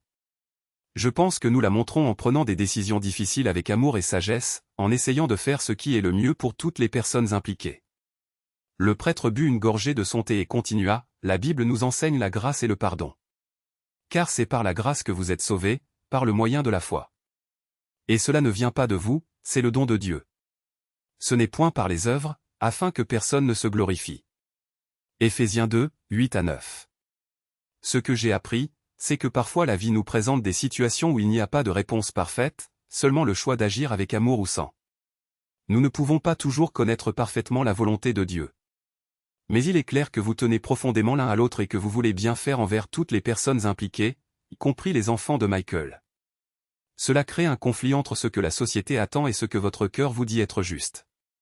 Le père Muller but une autre gorgée de thé. Selon ma compréhension, si 2 personnes s'aiment vraiment et s'engagent dans cet amour devant Dieu, elles sont unies en esprit quelles que soient les cérémonies légales. La question est de savoir si vous pouvez vivre avec intégrité et amour dans cette situation difficile. Plus tard, après avoir remercié le père Muller, elle rejoignit Michael dans le sanctuaire. Ils retournèrent au bureau ensemble. Rebecca rompit le silence. « Vous avez raison. Il m'a aidé à y voir plus clair. C'est ma douleur de ne pas avoir un grand mariage blanc où ma famille me verra enfin comme autre chose qu'une perdante et où tous mes amis s'extasieront et où je me sentirai enfin comme quelqu'un qui a réussi. » Le temps s'écoula. La plante de son bureau grandit, fut rempotée plusieurs fois et devint finalement un petit arbuste dans le coin. Chaque soir, Michael s'occupait de ses enfants, puis se rendait à sa maison bateau désormais douillette. Il lui acheta une bague émeraude et diamants, se fit un nouveau groupe d'amis qui la connaissaient comme son épouse, et créa une entreprise en achetant le condominium où elle vivait avec leur famille qui s'agrandissait rapidement. Ce week-end-là, lui et Ethan partirent en bateau, chercher des poissons, comme son fils l'appelait dans sa petite enfance, provoquant des blagues sans fin de la part de son père et de ses amis pêcheurs. « Je ne veux jamais me marier, dit Ethan. » Michael choisit ses mots avec soin, comme il le faisait souvent, sachant que les enfants se souviennent de chaque commentaire, anodin ou délibéré, de leurs parents, souvent toute une vie.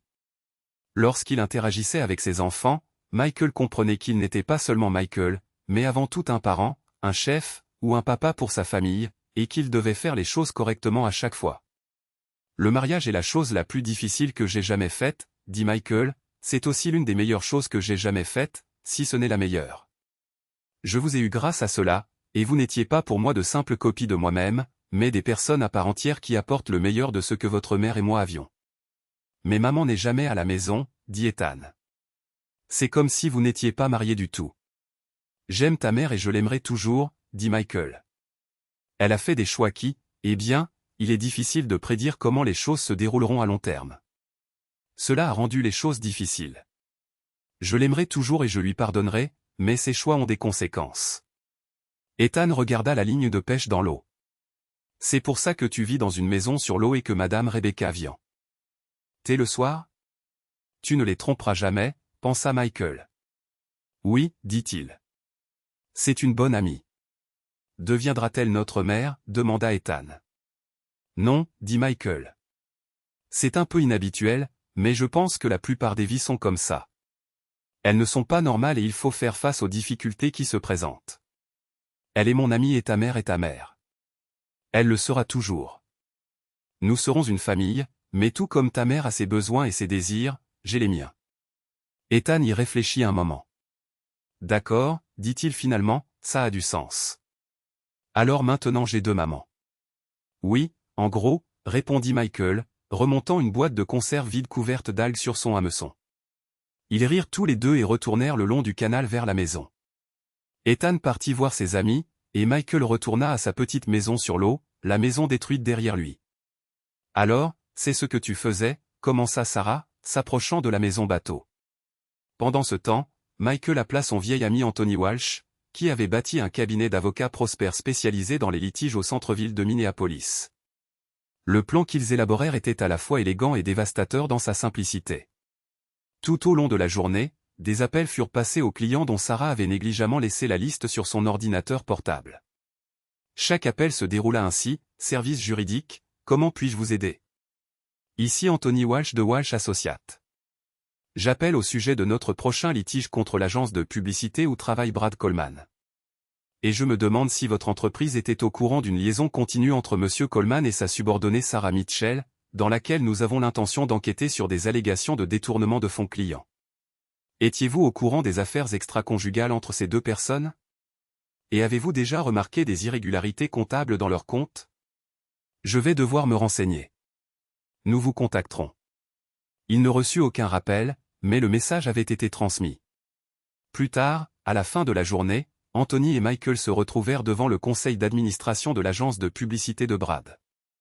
Anthony commença: il a été porté à notre attention que M. Coleman est impliqué dans une liaison avec sa subordonnée, Sarah Mitchell, depuis plus de 10 ans.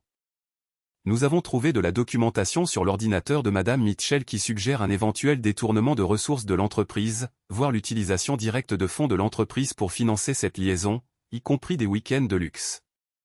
Nous avons l'intention de déposer une demande de dommages et intérêts pour le préjudice causé à l'entreprise de M. Davison par la révélation de cette affaire et la perte de confiance subséquente qui a conduit des clients potentiels à éviter le cabinet, avec le témoignage de témoins. Selon plusieurs témoignages, M. Coleman et Mme Mitchell ont mené cette liaison ouvertement au bureau, ce qui ne peut que nous faire supposer que le cabinet et, par conséquent, le conseil d'administration y ont consenti. Nous nous demandons si vous avez une offre de règlement initiale.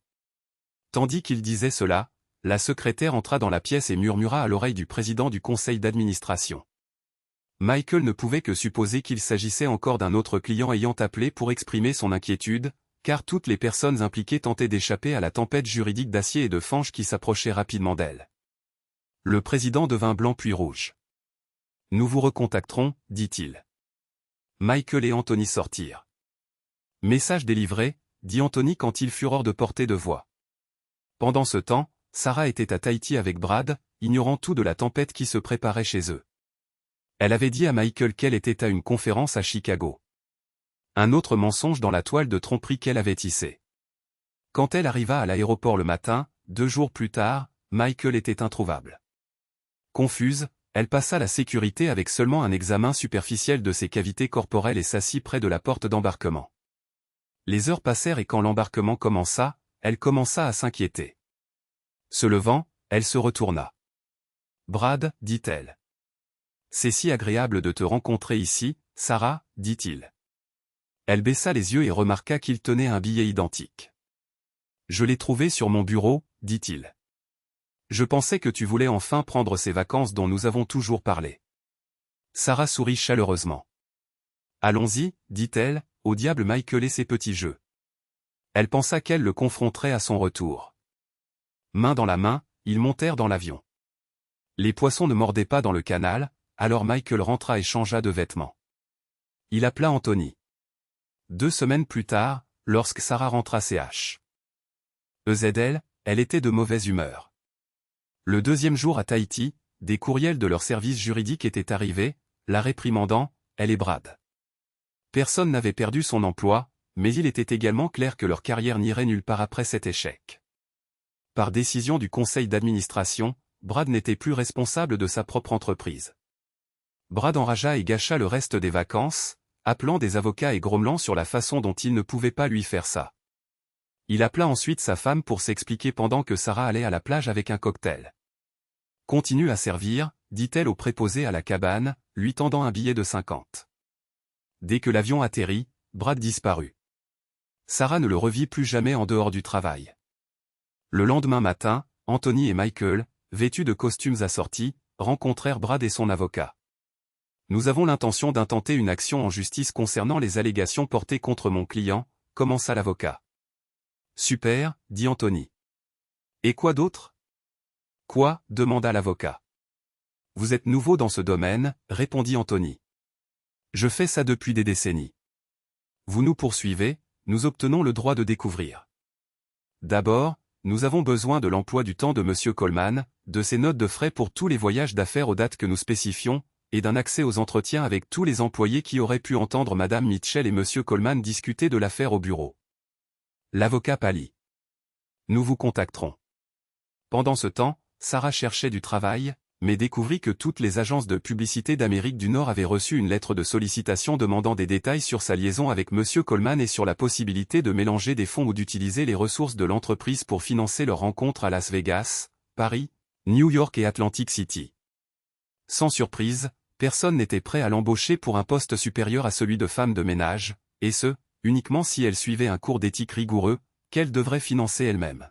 « Nous nous précipitons, » dit le docteur Winslow lors d'une de leurs séances de conseil. « Sarah, vous avez besoin que votre avocat examine ce document. Cependant, nous sommes ici pour une thérapie de couple. Y a-t-il un moyen pour vous deux de résoudre la situation, comme prendre un bon dîner ensemble ? » « Je ne peux pas, » dit Michael. « Ne pouvez pas ou ne voulez pas, demanda le docteur Winslow. « Je ne peux pas. J'ai un étrange problème d'estomac où, lorsque je suis près d'elle, je vomis constamment et violemment. C'est débilitant, et les médicaments pour le supprimer me rendent dégoûtant pendant des jours. Il semble être dur pour le foie. Et si vous vous rencontriez en dehors de la maison, continua Winslow, essayant désespérément de trouver une issue tout en facturant la séance complète. Il avait aussi un voilier et, comme on dit, les bateaux sont des trous dans l'eau dans lesquels de grandes sommes d'argent sont jetées. Que diriez-vous de vacances quelque part sous les tropiques ? Michael réfléchit un instant. Si je prends un congé, signerez-vous les papiers d'adoption ? Il fit un signe de tête à Anthony qui, comme un professionnel, ne laissa transparaître aucun sourire sur son visage. Oui, dit Sarah. Alors, nous sommes d'accord, dit Michael. Fidèle à sa parole, Sarah signa et fit authentifier les documents du processus d'adoption. Encouragée par Rebecca Foster, qui comprenait les complexités de Michael et de sa situation, le processus entama sa lente progression à travers les rouages grinçants d'une bureaucratie coûteuse mais mystérieusement sous-financée. Michael laissa le billet d'avion sous son oreiller. Il pensa à ranger toutes les vieilles affaires de toilette et les vêtements périmés, dont beaucoup pendaient lâchement sur sa silhouette. Mais serrait ses biceps et ses mollets nouvellement développés. Mais il haussa les épaules à la place. Il se rendit à la jetée et descendit le bateau sur le canal. Sarah trouva le billet plus tard et sourit. Peut-être que tout cela va s'arranger, pensa-t-elle. Je peux tout avoir. Michael traversa facilement la maison et lui tendit un chèque. C'est vos 25 000 $ pour l'année, dit-il.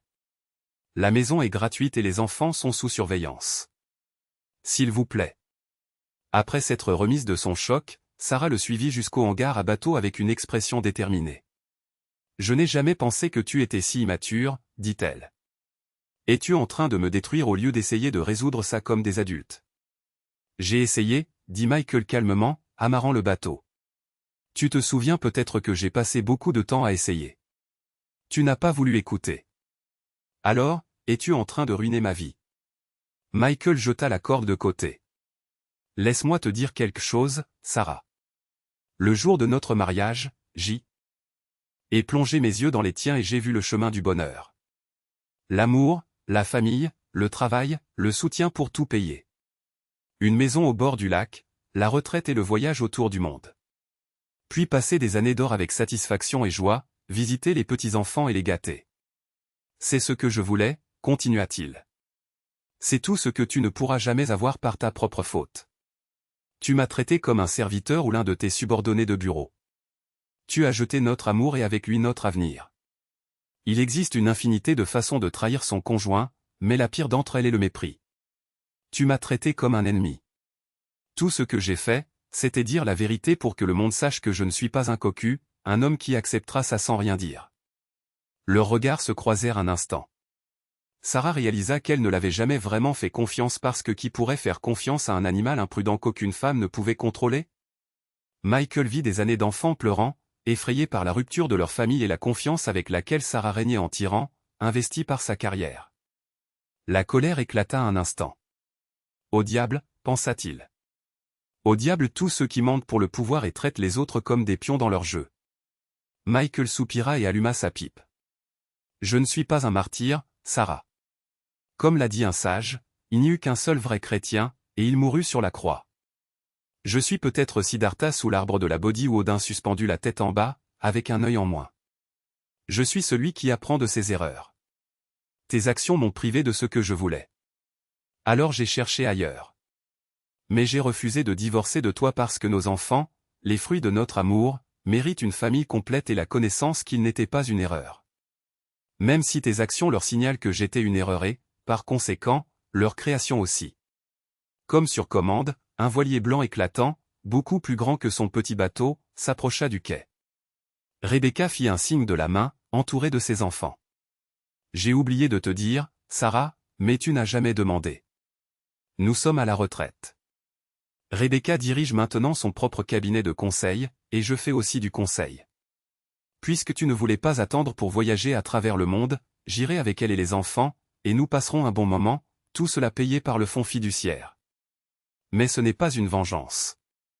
C'est simplement reprendre sa vie après une trahison. Michael prit une profonde inspiration. Je te pardonne, dit-il. Je n'ai aucun ressentiment, aucune haine, aucune colère envers toi. Je m'en fiche simplement. Je t'ai pardonné, j'ai renoncé à toi et je me suis refermé. Malgré toutes tes tentatives de devenir ce que tu pensais être important, tu es devenu sans importance, et tes violations éthiques sont ton propre problème. Il se leva et marcha vers le coucher du soleil, entouré d'eau gonflée par un peu de pluie. Le bateau s'éloigna dans le crépuscule du Minnesota, ne laissant que des ondulations sur l'eau, et l'écho des rires portés par le vent du soir. Sarah resta seule sur le quai, regardant l'homme qu'elle avait aimé et perdu disparaître dans un avenir qu'elle ne partagerait jamais. Le lac reflétait la lumière mourante du jour, et elle réalisa que certains choix, une fois faits, ne pouvaient jamais être défaits. La vie qu'elle avait jetée pour l'illusion de l'excitation était partie pour toujours, et l'avenir s'étendait devant elle, incertain et solitaire. Michael avait retrouvé le chemin du bonheur grâce au pardon et à un nouvel amour.